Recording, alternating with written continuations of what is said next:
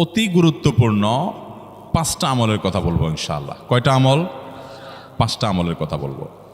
জীবনের তরে এই 5টা আমল সারা জীবন নিয়মিত আঁকড়ে ধরবেন, আমল করবেন। যারা নিয়ত করতেছেন হাত তোলেন। আল্লাহ আমাদের সবাইকে আমল করার তৌফিক দান করুন। আল্লাহ আমাদের সবাইকে কবুল মঞ্জুর করুন। নাম্বার 1, সবচেয়ে বেশি যেটা করতে হবে পরিমাণে, জুমার দিন, জুমার রাত, বৃহস্পতিবার সন্ধ্যা থেকে নিয়ে শুক্রবার সন্ধ্যার আগ পর্যন্ত পরিমাণে সবচেয়ে বেশি করতে হবে যে আমলটা, সেটা হলো দুরূদ শরীফের আমল। কিসের আমল? ভাইরা, দুরূদ এমন একটা আমল, আপনি যদি শুধু দুরূদের এই আমলটাকে আঁকড়ে ধরেন, সবসময় আপনার মুখ দিয়ে দুরূদ বের হতে থাকে, পড়তে থাকেন, তো নবী করিম সাল্লাল্লাহু আলাইহি সাল্লামের ভাষ্য অনুযায়ী, তার ওয়াদা অনুযায়ী, ইদান তুকফা হাম্মুক ওয়া তুগফার যামবুক, তোমার যত পেরেশানি আছে নবী সাল্লাল্লাহু আলাইহি সাল্লাম বলেছেন, এই সব পেরেশানি দূর করার জন্য এই দুরূদের আমলটা যথেষ্ট হবে ইনশাআল্লাহ। এবং গুনাহ মাফের জন্য এই দুরূদের আমলটা কি হবে? যথেষ্ট হবে। নবী করিম সাল্লাল্লাহু আলাইহি সাল্লাম বলেছেন, মান সাল্লা আলাইয়া মাররাতান সাল্লাল্লাহু আলাইহি আশরা, যে ব্যক্তি আমার প্রতি একবার দুরূদ পাঠ করবে, আল্লাহ রাব্বুল আলামিন তার প্রতি 10 বার রহমত নাজিল করবেন। কয়বার রহমত নাজিল করবেন? আপনার জীবনে 10টি জায়গায় খুব ক্রাইসিসে পড়ে গেছেন, কোনো জটিল সিচুয়েশনে মুখোমুখি হয়ে গেছেন, বিপদের মধ্যে পড়ে গেছেন, ওই জায়গায় আল্লাহর রহমত পাবেন। এরকম একবার দুরূদ পাঠ করবেন, হক আদায় করে যথাযথভাবে মহব্বতের সাথে 10 করবেন। নবী করিম সাল্লাল্লাহু আলাইহি ওয়াসাল্লাম বলেছেন, আকসিরু আলাইয়া মিনাস সালাতি মিন ইয়াউমিল জুমআতি ওয়া লাইলাতিল জুমআহ, তোমরা জুমার দিন এবং জুমার রাতে আমার প্রতি বেশি বেশি দুরূদ পাঠ করবে, দুরূদ প্রেরণ করবে। ফা ইন্না সালাতাকুম মা'রুদাতুন আলাই, কারণ তোমরা যে দুরূদ পাঠ করো এটা আমার কাছে পেশ করেন আল্লাহর ফেরেশতারা, এবং রীতিমতো নামধাম সহকারে আল্লাহর একদল ফেরেশতা নিয়োজিত আছে। তারা বলেন, আল্লাহ, হে আল্লাহ রাসূল, আপনার অমুক উম্মত, অমুক অনুসারী, আল্লাহর অমুক বান্দা পৃথিবীর অমুক প্রান্ত থেকে, অমুক দেশ থেকে, অমুকের সন্তান, সে আপনার প্রতি দুরূদ পেশ করেছে জুমার দিনে, জুমার রাতে বা অন্য সময়ে। এটা নবী করিম সাল্লাল্লাহু আলাইহি সাল্লামের কাছে রিপোর্ট দেওয়া হয় আল্লাহর নিযুক্ত ফেরেশতাদের মাধ্যমে। আপনি যখন দুরূদ পাঠ করবেন, আপনার ভিতরে এই ফিল হবে যে আমি দুরূদ পাঠ করছি, আর আমার নবীর কাছে এটা উপস্থাপিত হচ্ছে আমার নাম ধাম, আমার রিপোর্ট সহকারে। এই জন্য শুক্রবার দিন এবং রাত, অর্থাৎ বৃহস্পতিবার সন্ধ্যা থেকে নিয়ে শুক্রবার সন্ধ্যা পর্যন্ত এই 24 ঘন্টার মধ্যে নবী করিম সাল্লাল্লাহু আলাইহি সাল্লামের ভাষ্য খেয়াল করেন, আকসিরু আলাই।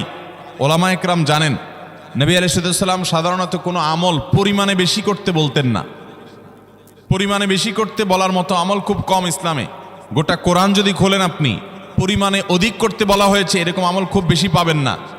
তোমরা বেশি বেশি করে নামাজ পড়ো, বেশি বেশি করে রোজা রাখো, এরকম কথা কোরআন হাদিসে নাই। অবশ্যই একজন ইমানদার 5 ওয়াক্ত ফরজ নামাজের পাশাপাশি অধিক পরিমাণে নফল নামাজও পড়বেন, সেটা ভিন্ন কথা। কিন্তু কোরআনে বেশি পরিমাণে আল্লাহর জিকির করার কথা বলা হয়েছে। আর নবী করিম সাল্লাল্লাহু আলাইহি সাল্লাম বৃহস্পতিবার সন্ধ্যা শুরু হলে শুক্রবার সন্ধ্যার আগ পর্যন্ত বেশি পরিমাণে করতে বলেছেন যে কাজটা, সেটা হলো দুরূদ শরীফের আমল। অতএব ভাইরা আমার, বৃহস্পতিবার সন্ধ্যা থেকে নিয়ে শুক্রবার সন্ধ্যা পর্যন্ত, আপনি দোকানদার মানুষ, বৃহস্পতিবারে ব্যবসা করছেন, দোকানদারি করছেন, কোনো অসুবিধা নাই। আপনার অবসর সময়গুলোতে মুখ দিয়ে দুরূদ পড়তে থাকবেন। দুরূদের মধ্যে সবচেয়ে শ্রেষ্ঠ দুরূদ হলো নামাজে যেটা পড়েন, দুরূদ ইব্রাহিম। আল্লাহুম্মা সাল্লি আলা মুহাম্মদ ওয়া আলা আলি মুহাম্মদ কামা সাল্লাইতা আলা ইব্রাহিম ওয়া আলা আলি ইব্রাহিম ইন্নাকা হামিদুম, আল্লাহুম্মা বারিক আলা মুহাম্মদ ওয়া আলা আলি মুহাম্মদ কামা বারাকতা আলা ইব্রাহিম ওয়া আলা আলি ইব্রাহিম ইন্নাকা হামিদুম। তাহলে দুরূদের এই আমলটা, এটা করার জন্য আল্লাহ তাআলা এমন সহজ করে দিয়েছেন যে ওযুর প্রয়োজন নাই। আপনার ওযু নাই, তারপর আপনি দুরূদ পাঠ করতে পারবেন। এবং আপনি এই বড় দুরূদ পড়ার মতো সময় নাই, তো আপনি একবারে সবচেয়ে সংক্ষিপ্ত দুরূদ পড়েন সাল্লাল্লাহু আলাইহি ওয়াসাল্লাম, তাতেও দুরূদ পাঠের সওয়াব পাবেন। চেষ্টা করব তো ইনশাআল্লাহ। শুক্রবার আসবে, দুরূদ বেশি বেশি করে পাঠ করব। আপনি দোকানে কাজ করেন, আপনার দোকানে আপনার সহকর্মী আরও কাজের লোক আছে, আপনি সবাইকে স্মরণ করাবার জন্য নিজে জোরে জোরে দুরূদ শরীফ পড়বেন এবং বলবেন যে শুক্রবার শুরু হয়ে গেছে, সবাই দুরূদ শরীফের আমল করো। ভাইরা আমার, আমি আমার জীবনের কথা বলতে পারি। আমার জীবনে ওই যে হাদিসের উপরে ইয়াকিন এবং বিশ্বাস আলহামদুলিল্লাহ ছিল। আমার জীবনে আমি অনেকবার দেখেছি এরকম জটিল পরিস্থিতি হয়েছে যে দেয়ালে পিঠ থেকে গেছে, নড়ার জায়গা নাই, আর কোনো আপাত দৃষ্টি থেকে এই বিপদ থেকে উদ্ধারের কোনো পথ নাই।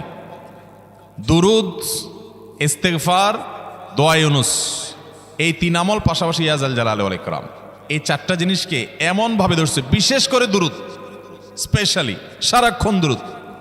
আল্লাহ রাব্বুল আলামিন এমনভাবে সহযোগিতা করেছেন, এমনভাবে উদ্ধার করেছেন যে কল্পনা করলে অবাক লাগে এখন যে এটা কিভাবে সম্ভব।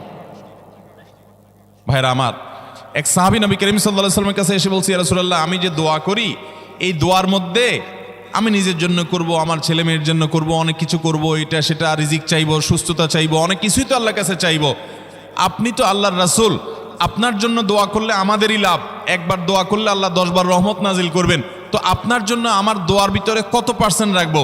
সাহাবী বারবার বিভিন্ন পার্সেন্টেজ বলছিলেন যে 3 ভাগের 1 ভাগ আপনার জন্য রাখি ইয়া রাসূলুল্লাহ, অর্ধেক রাখি, আরো বেশি করে রাখি। তিনি যত বলছেন নবী করিম সাল্লাল্লাহু আলাইহি ওয়াসাল্লাম আরো বাড়ানোর জন্য তাকে উৎসাহ দিচ্ছিলেন। এক পর্যায়ে যখন তিনি বললেন, ইয়া রাসূলুল্লাহ, আমি আমার কোনো দোয়ার সবটুকু যখন আপনার জন্য নিবেদন করব, আমি কোনো একবার যখন দোয়া করব, দোয়া শুধু আপনার জন্যই করব যখন, অর্থাৎ পিওর দরুদ যখন পড়ব, নিজের জন্য আর কিছু চাইব না, শুধু আপনার জন্যই যদি চাই কোনোবার, তাহলে তখন নবী করিম সাল্লাল্লাহু আলাইহি ওয়াসাল্লাম বলেছেন, ইদান তুকফা হাম্মুক ওয়া তুগফার যামবুক, তাহলে তোমার সকল পেরেশানি থেকে উদ্ধারের জন্য এই দুরুদটাই যথেষ্ট হয়ে যাবে, এবং তোমার সকল গুনাহ মাফের জন্য এটা যথেষ্ট হয়ে যাবে। মোহতারাম হাজরিন, দুরুদের আমলটা এত সুন্দর আমল, কিন্তু আবার তাড়াহুড়া করে পড়বেন না, সাল্লাল্লাহু আলাইহি সাল্লাম সাল্লাল্লাহু আলাইহি সাল্লাম সাল্লাল্লাহু আলাইহি সাল্লাম সাল্লাল্লাহু আলাইহি সাল্লাম সংখ্যা বাড়ানোর জন্য হুলস্থুল করে পড়লেন না, মুহাব্বতের সাথে সাল্লাল্লাহু আলাইহি ওয়াসাল্লাম সাল্লাল্লাহু আলাইহি ওয়াসাল্লাম আল্লাহুম্মা সাল্লি আলা মুহাম্মদ, অর্থ বুঝে বুঝে আল্লাহুম্মা সাল্লি আলা মুহাম্মদ মানে কি, আল্লাহ আপনি মুহাম্মদের প্রতি শান্তি বর্ষণ করুন। আরে ভাই, মুহাম্মদ সাল্লাল্লাহু আলাইহি সাল্লামের প্রতি আল্লাহ তাআলা শান্তি এমনি বর্ষণ করবে, আপনি আমি দোয়া করলেও করবে, না করলেও। কিন্তু মাঝখান থেকে আমরা, ভাইরা আমার, কোনো বড় কর্মকর্তার কাছে আপনার কোনো কাজের ঠেকা আছে, কর্মকর্তার ওই ছেলেটার আপনি দেখছেন যে খাচ্ছে না, আপনি যদি বলেন, স্যার ছেলেটা খাচ্ছে না স্যার, একটু ডাক্তার দেখান স্যার, এভাবে তো বাঁচবে না, ওর কষ্ট হচ্ছে স্যার, আপনি বললেও উনি ওনার ছেলের দিকে কেয়ার করবে, কিন্তু আপনি এটা বলার কারণে তার নৈকট্য পাবেন কি পাবেন না, তার সিম্প্যাথি পাবেন কি পাবেন না। আরশ আজিমের মালিক তার হাবিবকে এত মহব্বত করেন, তিনি তার হাবিবের প্রতি এমনিতেই রহমত নাজিল করবেন, তাকে বিভিন্ন মর্যাদা আগে থেকেই দেওয়ার ঘোষণা দিয়ে রাখছেন, কিন্তু আপনি আমি দোয়া করলে আল্লাহ তাআলা তার মাধ্যমে আমাদের ভাগ্যকে সুপ্রসন্ন করে দিবেন। দুরুদের আমলকে জীবনের তরে আঁকড়ে ধরবেন ভাই, শুধুমাত্র জুমার দিন আর জুমার রাত না, সব সময় অধিক পরিমাণে। এরাবিয়ানদের মধ্যে আমলটা খুব বেশি আছে, তাদের দেখবেন তারা 2টা আমল, মুখে 2টা আমল, ভালো মন্দ তাদের মধ্যেও আছে, কিন্তু এই 2টা আমল তাদের মধ্যে খুব ভালো। বেশিরভাগ মানুষই দেখা যায় অবসর সময় আস্তাগফিরুল্লাহ, ইস্তিগফার করছে অথবা দুরুদের আমল করছে। আমাদের অবসর সব সময়গুলো নিয়ে গেছে মোবাইল ফোন। ভাইরা আমার, 4 বছর 5 বছর 6 বছর 7 বছর 10 বছর ধরে মোবাইল টিপতেছেন, ফেসবুক টিপতেছেন, ইউটিউব টিপতেছেন।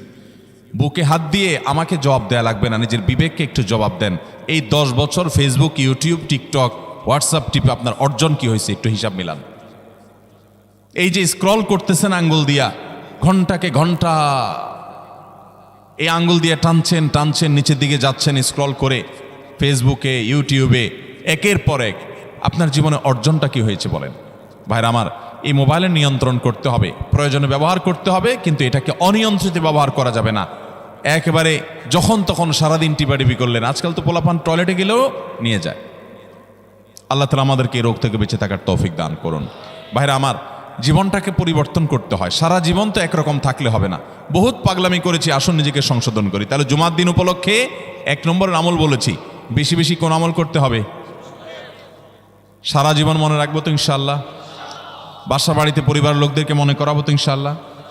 আমি আমার ড্রাইভার থাকুক, আমার ছেলে মেয়ে থাকুক, আমার পরিবারের লোক থাকুক, আমি আমার কথা আপনাদের বলি উৎসাহের জন্য, যে জুমার দিন শুরু হয়ে গেলে শুধু আমি না, আমার পরিবার অন্যান্যরাও একে অন্যকে আমরা স্মরণ করে দিই। কে কে দুরূদ পড়তে কতবার পড়ছো, কেউ পড়ছে কিনা একবারও, সন্ধ্যা হয়ে গেছে, অনেকক্ষণ হয়ে গেছে, সবাই শুরু করি, আমলটা করবো তো ইনশাআল্লাহ। নাম্বার 1। নাম্বার 2, জুমার দিন উপলক্ষে অন্য যে কোনো দিনের চাইতে জুমার দিন অর্থাৎ শুক্রবারের ফজর নামাজ পুরুষরা মসজিদে জামাতের সাথে পড়বেন, জামাতের সাথে পড়ার নিয়ত করবেন পাক্কা। কারণ অন্য যে কোনো দিনের ফজর নামাজ না, শুধুমাত্র যত নামাজ আছে, নবী করিম সাল্লাল্লাহু আলাইহি সাল্লাম বলেছেন আফদালুস সালাওয়াতে ইনদাল্লাহ, আল্লাহর কাছে দুনিয়ার সব নামাজের মধ্যে, 5 ওয়াক্ত সাধারণ নামাজগুলোর মধ্যে সবচেয়ে উত্তম নামাজ হলো সলাতুল ফজরে মাআল জামাআতে ইয়াউমাল জুমআ, জুমার দিন ফজরের নামাজ জামাতের সাথে আদায় করা হলো যত নামাজ আছে এর মধ্যে সবচেয়ে শ্রেষ্ঠ নামাজ। তাহলে জুমার দিনে এই বিষয়টা বিশেষভাবে খেয়াল রাখবো। জুমার দিন ফজর নামাজটা পুরুষরা কোথায় পড়বো, এবং সেটা বৃহস্পতিবার থেকে পরিকল্পনা শুরু করবো যে কালকের ফজর নামাজ যাতে কোনো অবস্থাতে আমার মিস না হয়। আমাদের আখিরাতের ব্যবসা এটা ভাই, আখিরাতের কারেন্সি সংগ্রহ করা। যত খুঁটে খুঁটে ভালো ভালো আমলগুলো করবেন, আপনার আমল নামাতে আমল সওয়াব জমা হতে থাকবে। চেষ্টা করবো তো ইনশাআল্লাহ। আমাদেরকে শয়তান অন্যদিন ফজরের নামাজ পড়ার সুযোগ হলেও শয়তান এমনভাবে আমাদেরকে ধোঁকা দেয়, শুক্রবারে ফজরটা পড়াটা সবচেয়ে বেশি কঠিন হয়ে যায়। কেন জানেন?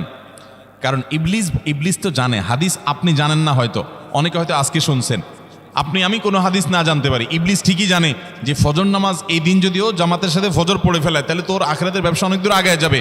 ওর সাথে তো আমাদের বাবা আদমের সাথে সেই চ্যালেঞ্জ, আদম আলাইহিস সালামকে সিজদা করতে বলা হয়েছে, সে তো করে নাই, তার সৌজন্যে বা তার জন্য সিজদা নিবেদন করে নাই। আল্লাহ তাআলা সেজন্য তাকে জান্নাত থেকে বের করে দিয়েছে।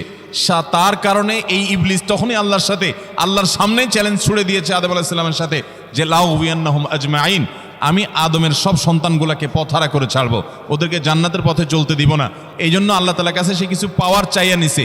এর ভিতরে একটা হলো কিয়ামত পর্যন্ত হায়াত পাবে, আরেকটা হলো আমাদের রগের সাথে সে মিশতে পারে, রক্ত প্রবাহের সাথে মিশতে পারে, শরীরের মধ্যে প্রভাব সৃষ্টি করতে পারে, আমাদেরকে দুর্বল করতে পারে, মন্দ দিকে টানতে পারে, ভালো কাজ যেন না হয় মনে মনে কুমন্ত্রণা সৃষ্টি করতে পারে। এই পাওয়ার সে নিয়ে এসেছে। এই জন্য তার সাথে আমাদের চ্যালেঞ্জ। সে হাদিস জানে যে জুমার দিন ফজর পড়লে আমাদের অনেক লাভ হয়ে যাবে। এই জন্য সে বৃহস্পতিবার রাতে, অন্য দিন যদি আপনি 10টা 11টা বা 11:30টায় ঘুমান, 12টায় ঘুমান, জুমার দিন অর্থাৎ বৃহস্পতিবার দিবাগত রাতে আইসা ইবলিস বলে, আরে পাগল হইছস, কালকে হলো শুক্রবার, দোকানদারি নাই, ব্যবসা নাই, চাকরি নাই, মহিলাদেরকে বলে কালকে পোলাপানের স্কুল নাই, মাদ্রাসা নাই, আজকে একটু টক শো, মিষ্টি শো, নাটক, সিনেমা, ইউটিউব, ফেসবুক, ওয়াজই শোন অন্তত।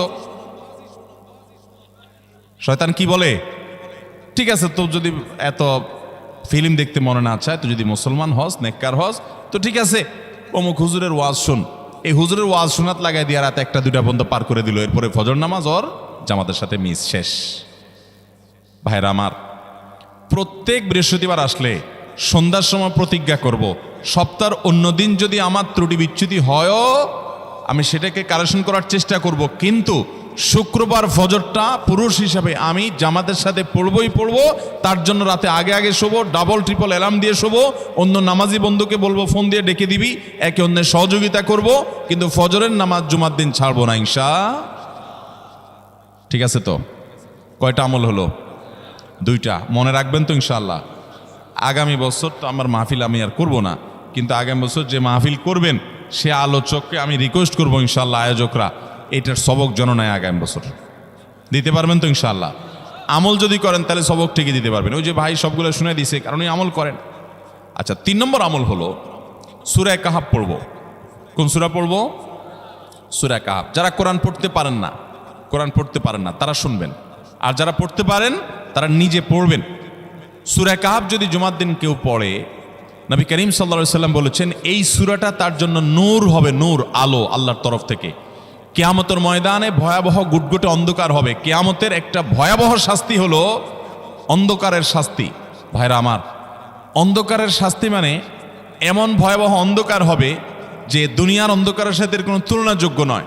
সেই ভয়াবহ অন্ধকারে কিছু আমল আছে যে আমলগুলো মানুষের ওই অন্ধকারের মধ্যে আলোর কাজ দিবে। এর মধ্যে একটা হলো অজুর অঙ্গগুলো যদি কেউ ভালো করে অজু করে, সুন্দর করে ডলে ডলে যেন শুকনা না থাকে, উত্তম রূপে যদি অজু করে, কেউ পানি অপচয় না করে, পানি অল্প নেয় কিন্তু ডলে বেশি, সুন্দর করে যদি কেউ অজু করে, এই অজুর অঙ্গগুলো কিয়ামতের ময়দানে উজ্জ্বল হয়ে জলজল করে জ্বলতে থাকে এবং তার জন্য আলোর কাজ দেয়। সবাই যখন অন্ধকারের আযাবের মধ্যে নিমজ্জিত থাকে, হাউতাশ করে, তখন এই ব্যক্তির এই আমলটা তার আলো ভূমিকা আসে। আর আরেকটা হলো এই সূরা কাহফ।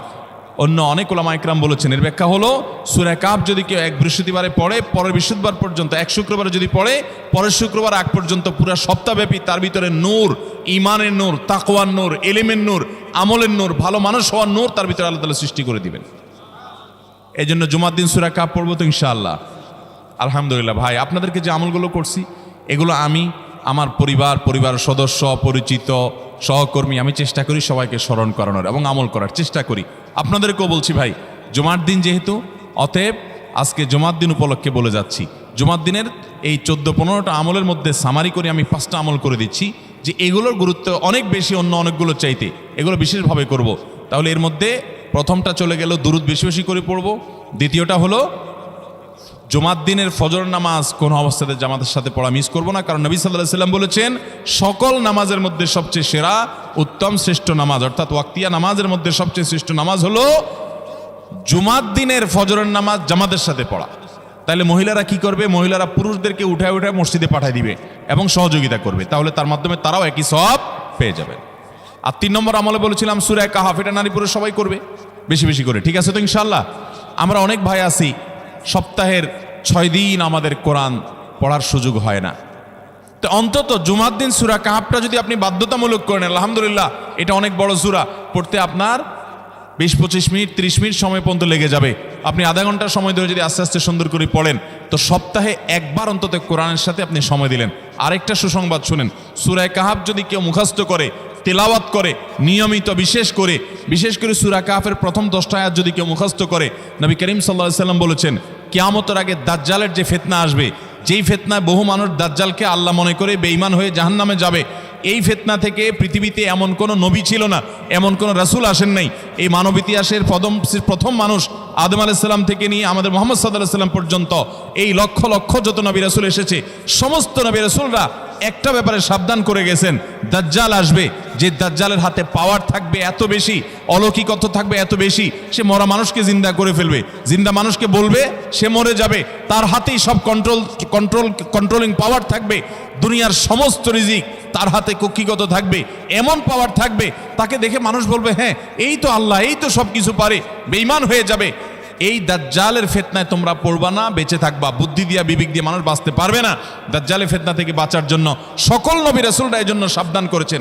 আমাদের নবী সাল্লাল্লাহু আলাইহি সাল্লাম নামাজের শেষ বৈঠকে দোয়া মাসুরের জায়গায় একটা দোয়া পড়তেন, আল্লাহুম্মা ইন্নী আউযু বিকা মিন আযাবিন নার ওয়া আযাবিল কবর ওয়া আউযু বিকা মিন ফিতনাতিল মাহইয়া ওয়াল মামাত ওয়া আউযু বিকা মিন শাররি ফিতনাতিল মাসীহিদ দাজ্জাল। আল্লাহ আপনার কাছে দাজ্জালের ফিতনা থেকে পানা চাই। 1450 বছর হয়ে গেছে, এখনো দাজ্জালের আবির্ভাব হয় নাই, হবে কিয়ামতের আগে, কখন হবে আল্লাহ ভালো জানেন। কিন্তু নবী সাল্লাল্লাহু আলাইহি সাল্লাম বলেছেন সূরা কাহফের প্রথম 10 আয়াত যদি কেউ মুখস্থ করে, তো এই ব্যক্তিকে আল্লাহ রাব্বুল আলামিন এবং যদি তেলাওয়াত করে, এই ব্যক্তিকে আমলের মাধ্যমে দাজ্জালের ফিতনা থেকে আল্লাহ বাঁচিয়ে রাখবেন। দাজ্জাল তো অনেক পরের কথা, কোথাকার কোন আল্লাহর প্রতি অবিশ্বাসী মুশরিক বা কাফের খেলোয়াড় একটু পায়ের ভিলকি দেখায়, লক্ষ লক্ষ কোটি কোটি মানুষ হুমড়ি খেয়ে তার ভক্ত হয়ে ইমানি চেতনা, আমলি চেতনা, তাকওয়া, তাহারাত সব খুঁয়ে বসে থাকে। আর সেখানে দাজ্জালের মতো এরকম মিরাকল, সব মিরাকল তার হাতে থাকবে। এরকম পরিস্থিতি যখন আসবে তখন মানুষ কি করবে? এখন এই যে তথ্য প্রযুক্তির উন্নতির এই সময়ে কত মুসলমানের সন্তান বেঈমান হয়ে যাচ্ছে, বিজ্ঞানরাই তারা আল্লাহ বানায় বসে থাকতেছে, আছে না নাই? ধারণামূলক বিষয়কে তারা চূড়ান্ত বিষয় বানিয়ে বসে আছে, বেঈমান হয়ে যাচ্ছে। এবং টাকার যে কারিশমা, টাকা দিলে সব হয়ে যায়, টাকা নাই তো কিছুই হয় না। এই জন্য বেঈমান হয়ে অনেকে বলে যে টাকাই নাকি দ্বিতীয় খোদা, নাউজুবিল্লাহ। ভাইরা আমার, দুনিয়ার এই ভেলকি কি দেখছি আমরা? কিয়ামতের আগে ভেলকি আরো অনেক দেখবে আমাদের পরবর্তী প্রজন্ম, আমাদের ছেলে মেয়েরা, নাতিপুতিরা আরো অনেক ভেলকি দেখবে। এমন ভেলকি দেখবে যে তাদের আল্লাহর প্রতি ঈমান আনা, আখিরাতের প্রতি বিশ্বাস করাটা কঠিন থেকে কঠিন হয়ে যাবে। এরকম পরিস্থিতি তৈরি হবে দুনিয়াতে। তথ্য প্রযুক্তির উন্নতির নাম দিয়ে, এটার নাম দিয়ে, সেটার নাম দিয়ে মানুষের জীবনযাত্রা সহজ হবে, কিন্তু এর মাধ্যমে মানুষের ঈমান দুর্বল হওয়ার অনেক সম্ভাবনা, শঙ্কা তৈরি হবে এবং শয়তান সেগুলো সৃষ্টি করবে। এই আশঙ্কা থেকে বাঁচার জন্য সূরা কাহফটা হলো মহৌষধের মতো। অতএব জুমার দিন প্রত্যেক শুক্রবারে সূরা কাহফ পড়ব তো ইনশাআল্লাহ। মায়েরা, বোনেরা, আমরা ভাইয়েরা যারা আছি, বাবারা যারা আছি, আল্লাহর ওয়াস্তে জীবনের তরে নিয়ত করে নেন আজকের মাহফিল থেকে জীবনে কখনো বৃহস্পতিবার সন্ধ্যা থেকে শুক্রবার সন্ধ্যার আগ পর্যন্ত আমার হাজার ব্যস্ততা থাকুক, সূরা কাহাফটা পড়া ছাড়া আমি কোনো কাজ করব না আমি আল্লাহর অনেক বান্দাকে ব্যক্তিগতভাবে জানি, আমি নিজেও এতটা গুরুত্ব দিয়ে করতে পারি না।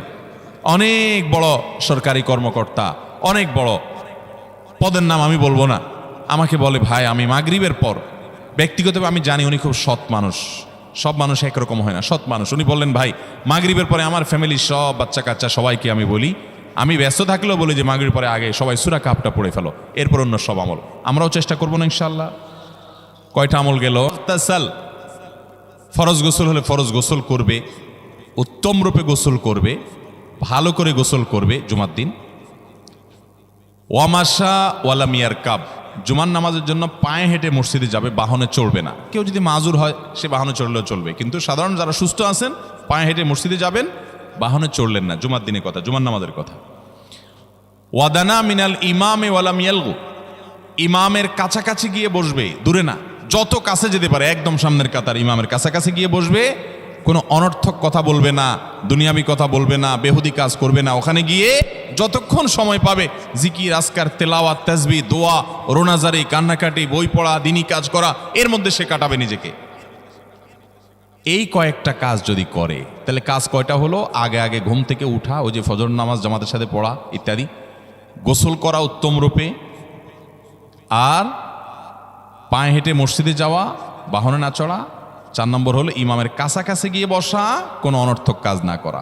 এই 4টা কাজ যদি কেউ জুমার দিনে করে, নবী করিম সাল্লাল্লাহু আলাইহি সাল্লাম বলেছেন ওই ব্যক্তি বাসা থেকে মসজিদ পর্যন্ত যে আসলো, যতগুলো পা ফেলবে, যতগুলো স্টেপ ফেলবে, যতগুলো কদম দিবে, প্রতিটা কদমের বিনিময়ে আল্লাহ রাব্বুল আলামিন তার অ্যাকাউন্টে, তার আমল নামাতে 1 বছর রাত জেগে, সারা রাত জেগে তাহাজ্জুদ নামাজ পড়লে এবং 1 বছর সারা দিন, প্রত্যেকটা দিন পুরা বছর জুড়ে নফল রোজা রাখলে যে পরিমাণ সওয়াব পাইতো, 1 বছর নফল রোজা, 1 বছর রাতভর জেগে তাহাজ্জুদের নামাজ পড়ার সওয়াব মাত্র একটা কদম ফেলার বিনিময়ে দিবেন। তাহলে আপনার বাসা থেকে যদি মসজিদে আসতে 100টা কদম হয়, 100 বছরের নফল নামাজ, 100 বছরের নফল রোজা, আপনি এটার সওয়াব আপনার অ্যাকাউন্টে জুমার দিন মাত্র 4টা কাজ করার মাধ্যমে আপনি পেয়ে যাবেন। এবং এটি অনেক হাদিস বিশ্লেষকগণ বলেছেন, কোরআন হাদিসে বহু ফজিলতের কথাই বলা আছে। এত বিপুল পরিমাণে, এত অধিক পরিমাণে সওয়াবের কথা যে কারোর বাসা থেকে অনেকের আছে যেতে 500 স্টেপ পড়বে। 500 স্টেপ পড়লে কতটুকু হয়? সামান্য একটু জায়গা যেতে 500 কদম হয়ে যায়। অনেকের বাসা থেকে যেতে 500 কদম পড়ে 300 কদম হয়। তো সে এই 500 বছর নফল নামাজ, নফল রোজা, রাত ভর দিনভর করার সওয়াব, কন্টিনিউয়াসলি করার সওয়াব মাত্র এই মসজিদে গেল, আসলো, এই 4টা শর্ত পূরণ করে সেইটা সওয়াবটা পেতে পারে। যদি সপ্তাহে 4 জমা হয় তাহলে 4 বার 500 করে যদি হলো 2000 বছর, এভাবে তার আমল নামাজের সওয়াবের পাহাড় সে জমা করতে পারে শুক্রবারের ছোট্ট আমলটার মাধ্যমে। চেষ্টা করব না ইনশাআল্লাহ। আমি দেশে বিদেশে অনেক আল্লাহর বান্দাকে আমি শুনেছি, এ হাদিস আমি যেদিন থেকে জেনেছি আমি চেষ্টা করেছি এটার আমল, এটার প্রচার মানুষের মধ্যে ছড়ানোর। আমি যখন সৌদি আরবে আজ থেকে আর অনেক বছর আগে, তখন কোনো এক বক্তব্যে আমি আমলের কথা বলেছি। আমার অনেক ভাইয়েরা দেশে বিদেশে দেখে বলছেন ভাই আমলটা শুরু করেছি, আমার কাছে ভালো লাগে, আপনারাও আমলটা করবেন, অন্য আরেকজনকে শিখাবেন এবং দাওয়াত দিবেন। ঠিক আছে তো ইনশাআল্লাহ? তাহলে কয়টা আমল গেল? 4টা। 1 নম্বর গেছে বেশি বেশি দুরূদ পাঠ করা, 2 নম্বর হলো জুমার দিনে ফজর নামাজ জামাতের সাথে পুরুষরা পড়া, 3 নম্বর হলো সূরা কাহাফ পড়া, তেলাওয়াত করা, আর 4 নম্বর হলো এই 4 শর্ত পূরণ করে মসজিদে আগে আগে গিয়ে সুন্দর করে খুতবা শুনে চলে আসা, কোনো কথাবার্তা, খুতবা চলাকালীন সময় কোনো কথাবার্তা, অনর্থক কাজ না করা। 5 নম্বর এবং সর্বশেষ আমল হলো জুমার দিনে একটা সময় আছে দোয়া কবুল হয়। দোয়া কবুলের যে সময়গুলো আছে এর ভিতরে অত্যন্ত ইম্পর্টেন্ট একটা সময় হলো জুমার দিন।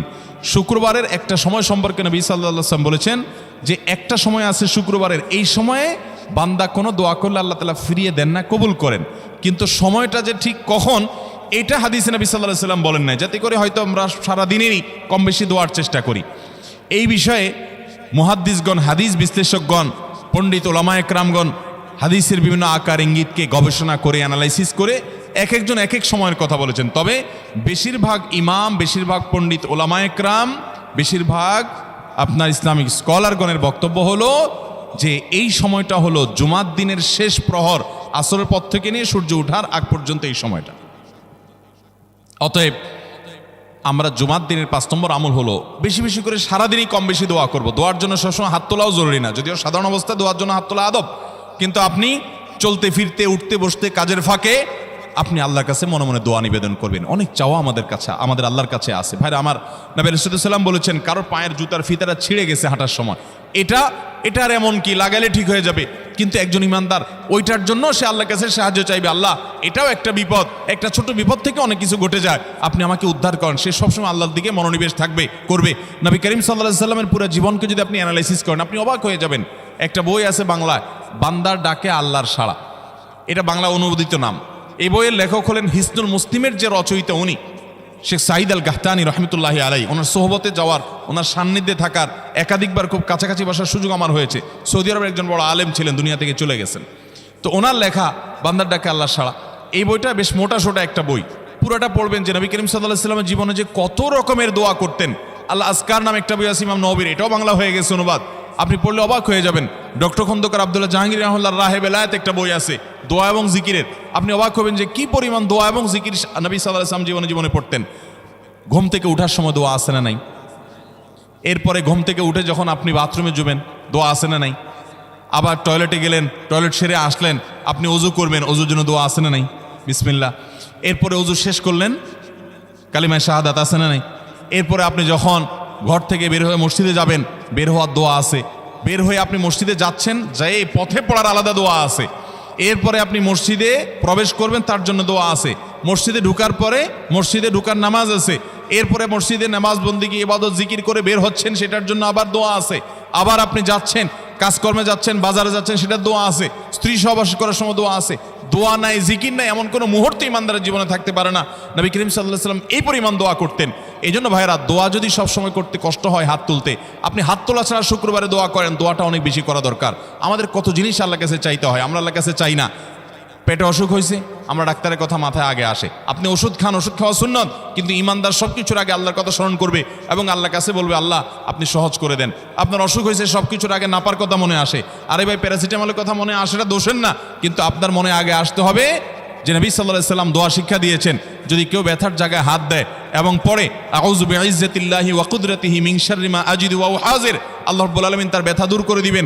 এক সাহাবী এই হাদিসের উপর আমল করে তৎক্ষণাৎ তার ব্যথা দূর করেছেন। শুধু ইয়াকিনের অভাব, শুধু বিশ্বাসের অভাব, ঈমানের অভাব। তাহলে আমাদের আল্লাহর দিকে মনোনিবেশ করতে হবে দোয়ার জন্য বেশি বেশি। তাহলে শুক্রবারে 5 নম্বর আমল হলো বেশি বেশি কি করবো ইনশাআল্লাহ? দোয়া, বেশি বেশি দোয়া করবেন, উঠতে বসতে চলতে ফিরতে। বিশেষভাবে সূর্য ডুবার আগের যে সময়টা শুক্রবার, অর্থাৎ দিনের শেষ সময়টা, বিশেষভাবে আল্লাহ তাআলার কাছে দোয়া করব। ঠিক আছে তো ইনশাআল্লাহ? কয়টা আমল বললাম? 5টা আমল। 1, বেশি বেশি দুরুদ। 2, ফজর নামাজ জামাতের সাথে পড়া পুরুষরা, মহিলারা অক্তমতো পড়বেন, পুরুষদেরকে পাঠিয়ে দিবেন মসজিদে। 3, সূরা কাফ পড়বেন। 4, আগে ঘুম থেকে উঠে উত্তম রূপে গোসল করে মসজিদে আগে আগে গিয়ে পায়ে হেঁটে গিয়ে সামনে ইমাম সাহেবের কাছাকাছি গিয়ে বসা, অনর্থক কথা কাজ না করা, তেলাওয়াত জিকির আজকারের মাশগুল থেকে নামাজটা পড়ে বের হয়ে আসা, এই কাজ। নাম্বার 5, দোয়া করা, বিশেষ করে দিনের শেষ প্রহরে। আমল করবো তো ইনশাআল্লাহ? মনে থাকবো তো ইনশাআল্লাহ? আমরা প্রয়োজনে বাসায় গিয়ে একটা কাগজে নোট করে ফেলবো, লিখে ফেলবো, লিখে এরপরে ওয়ালে টাঙ্গায় দিবেন বাসায় যে জুমার দিন এই 5 কাজ আমি ছাড়বো না। আপনি যদি মনেও না থাকে, আপনার যদি ভুলেও যান, আপনি এই কাগজ আপনাকে মনে করাবে ইনশাআল্লাহ। বাসায় ফ্যামিলির লোকদের সাথে শেয়ার করবেন, জুমার দিন হুজুর বলেছেন, আমি একটু আমার মন থেকে বলিনি, এগুলো সব কোরআন হাদিসের কথা বলেছি আপনাদেরকে। কোরআন হাদিসের আলোকে 5টা আমলের কথা বলেছেন, বিশেষভাবে জুমার দিন আমি 5টা আমল করবই করব। ভাইরা আমার, প্রত্যেক জুমার দিন যদি আপনি একটু ইমানের রিচার্জ করেন, ইনশাআল্লাহ সারা সপ্তাহ আপনার জন্য সেটা উপকারে আসবে। চেষ্টা করবো তো ইনশাআল্লাহ। এবং দোকানে অফিসে টাঙ্গায় রাখবেন। যারা এই টাঙ্গায় রাখার আমলটা করবেন, আয়োজক যারা আছেন, আপনাদের কাছে আমার অনুরোধ যে ভাইরা এই কাজটা করছেন, ওনারা যদি আয়োজকদের মাধ্যমে ছবিটা আমার কাছে পাঠাইতে পারেন, আমার অফিসে নিয়ে আমি ইনশাআল্লাহ নিজে হাতে তাদের পুরস্কার দেব। বিশেষ করে এই মাহফিলের লোক যারা আছেন আজকের, আয়োজকদের মাধ্যমে। আল্লাহ তাআলা এই আমলগুলো আমাকে আপনাকে আমাদের সবাইকে করার তৌফিক দান করুন। আমল মনে রাখবো তো ইনশাআল্লাহ? আমল করবো তো ইনশাআল্লাহ? যাদের কাজ আছে, ফজর নামাজটা বিশেষ করে মিস হবে মনে হয়, তারা যাইতে পারেন, কোনো অসুবিধা নেই। অন্যান্য সময় আমরা সাধারণত দেখি যে মানুষ ঠেকায় না, মানুষ ঠেকানো না, বিশেষ করে রাত বেশি হয়ে গেলে ফজর নামাজ মিস হবে এই আশঙ্কা হলে আপনার বসার চাইতে বরং যাওয়া ভালো। যাই হোক ভাই, কিন্তু আওয়াজ না করি, সবাই আওয়াজ বন্ধ করি ভাই। প্রশ্ন উত্তরে যাই আমরা। বিসমিল্লাহ। প্রথম প্রশ্ন, মেয়েদের মডেলিং বোরকা পর্দার জন্য কতটুকু জায়েজ? আপনারা অনেকে বোরকা বিক্রি করেন না, এখানে আছে না ভাইরা আমার? যেই সমস্ত বোরকার মধ্যে কারুকার্য আছে অনেক বেশি, বোরকার মধ্যে আবার মডেলিং হয়, অবাক করা বিষয়। কিয়ামতের আগে যে আসলে আরো কত কিছু হবে। এই বোরকার উপরে যদি মডেলিং কারুকার্য হয়, চাকচিক্য হয়, বোরকা যদি খুব টাইট ফিট হয়, বোরকা যদি এমন হয় যে বোরকা বরং পুরুষের দৃষ্টিকে আরো বেশি আকর্ষণ করে, তাহলে এই বোরকা ঢাকার জন্য আরেকটা বোরকা লাগবে। তা না হলে পর্দা হবে। পর্দার উদ্দেশ্য হলো নিজের সৌন্দর্যকে অনাবৃত করা, নিজের সৌন্দর্যকে ঢেকে রাখা, এটাই হলো পর্দার কি উদ্দেশ্য। সেখানে যদি পর্দার উদ্দেশ্যটাই নষ্ট হয়ে যায়, তাহলে এই বোরকা পরলে পর্দা করার যে নির্দেশ সেটা পালন হবে। ভাইরা আমার, এই জন্য টেডি মার্কা বোরকা, আপনার এই মডেলিং মার্কা বোরকা, স্টাইলিশ বোরকা, এগুলা পর্দা হবে না এগুলা দ্বারা। হ্যাঁ, কোনো নারী তিনি খোলামেলা চলাফেরা করেন, তিনি দিনের পথে মাত্র আসছেন, মডেলিং দিয়ে শুরু করছেন, আস্তে আস্তে ইনশাল্লাহ পিওর বোরকা যাবেন, হ্যাঁ, সেই হিসাবে তার জন্য আমি বলতে পারি এটা ওজোর, ঠিক আছে, উনি চেষ্টা করেছেন, শুরুটা অন্তত করেছেন। কিন্তু ভাইরা, পরিপূর্ণ পর্দা করতে চাইলে এই মডেলিং বা স্টাইল মার্কা বোরকা হবে। আচ্ছা বলেন তো, আপনার আমার মা বোন বা স্ত্রীকে যদি আমরা বাহিরে নিয়ে যাই, তাদের সাথে আমরা বাহিরে যাই, তারা যদি খোলামেলা পোশাক পরে যায় বা এমন পোশাক পরে যায় যেটা সব পুরুষের দৃষ্টিকে আকৃষ্ট করে, তাহলে অন্য সব পুরুষরা তার দিকে তাকাইলে আপনার কাছে ভালো লাগে না খারাপ লাগে? কেমনে খারাপ লাগে? অনেক পুরুষটা আছে বউয়ের ছবি ফেসবুকে দিয়ে বলে আপনাদের ভাবি কেমন হলো বললেন। অনেক পুরুষ এ কাম করে না? ফেসবুকে আবার কমেন্টে নিচে দিয়া দোস্তরা লেখে, দোস্ত ভাবি অনেক সুন্দর, মাশাআল্লাহ, আবার মাশাআল্লাহ লেখে। এরপরে আবার দোস্ত আবার রিপ্লাইতে দেয় কি, ধন্যবাদ দোস্ত, মানে আমার বউরে তুই সুন্দর বলছস, তার মানে তুই দেখছস, মনে মনে জল্পনা কল্পনা করছস, করে আবার লিখছস, এই জন্য তোর ধন্যবাদ। ভাইরা আমার, মানুষের বিবেক যখন লোপ পেয়ে যায় তখন সে হিতাহিত জ্ঞান হারিয়ে ফেলে। আমাদের মা, আমাদের বোন, আমাদের মেয়ে, আমাদের স্ত্রী, তাদেরকে নিয়ে আমরা যখন খোলামেলা পোশাকে যাব, কোনো বিয়েতে আপনি যখন যাবেন, কোনো মার্কেটে যাবেন, একেবারে চাকচিক্যপূর্ণ পোশাক, একদম খোলামেলা অশ্লীল, তো জগতে বা রাস্তায় যত পুরুষরা তাদেরকে দেখবে, এই সৌন্দর্য দেখার পর পুরুষদের মনে মনে তাকে নিয়ে বাজে চিন্তা, জল্পনা কল্পনা, মনে মনে জেনা, এটা হবে কি হবে না? না, হবে না। সবাই কি বাজে চিন্তা করে আপনার মতো? পবিত্র চিন্তা করতে পারে না? কি বলেন ভাইরা আমার? যারা নিজেদের বউকে নিয়ে এটা নিয়ে সন্দেহে আছেন, আমি তাদেরকে বলতেছি, আমাকে উত্তর দেওয়া লাগবে না, আপনার নিজেকে প্রশ্ন করেন, নিজের বিবেককে প্রশ্ন করেন। আপনি এরকম মহিলা রাস্তাঘাটে দেখলে আপনার কি হাল হয়? আপনি যা যা চিন্তা করেন, আপনার বউ, আপনার মা বোনকে নিয়ে এভাবে আপনি বের হলে অন্যরাও সে চিন্তাই করে। আল্লাহ আমাদের বিবেকটাকে খোলার তৌফিক দান করুন। আমি মিডল ইস্টে, বিশেষ করে সৌদি আরবে অনেক মানুষ দেখছি, দিনদারির নামগন্ধ নেয়, টাকুন নিচে সে জুব্বা পরে, হারাম কাজ করে, বিড়ি খায়, সিগারেট খায়, 2 নম্বরই করে, মানে মুসলমান হিসেবে কোনো ভালো মুসলমান না। কিন্তু গল্লির ঠাওয়ার ঠিক আছে, জায়গা মতো সে একেবারে সুসের মতো সোজা, বইয়ের ব্যাপারে পরিপূর্ণ পর্দা মেনটেন করে, কোনো রাষ্ট্রীয় নির্দেশের কারণে না। বেশিরভাগ পুরুষরা এটা করে এই জন্য, কারণ সে জানে তো সে নিজে অন্যের মেয়েকে খোলামেলা দেখলে কি জল্পনা কল্পনা তার মনে আসে সে জানে, অতএব তার স্ত্রীকে নিয়ে গেলে অন্যরা কি জল্পনা করবে সে জানে, এই জন্য তার আত্মসম্মান বোধের জায়গা থেকে সেটা করে। মুসলমান নারী, তার ভিতরে আত্মসম্মান বোধ থাকবে যে আমাকে নিয়ে মানুষ বাজে চিন্তা করবে, জল্পনা কল্পনা করবে, নোংরা চিন্তা করবে, এটা কোনো নারী করতে দিতে পারে? একজন খোলামেলা বেপর্দা নারীকে দেখে যত মানুষ মনে মনে তাকে জেনা করে, সে মনের কথাগুলো যদি মানুষ বলতো, এই নারী জুতা দিয়ে পিটতে পিটতে রাস্তা যাইত।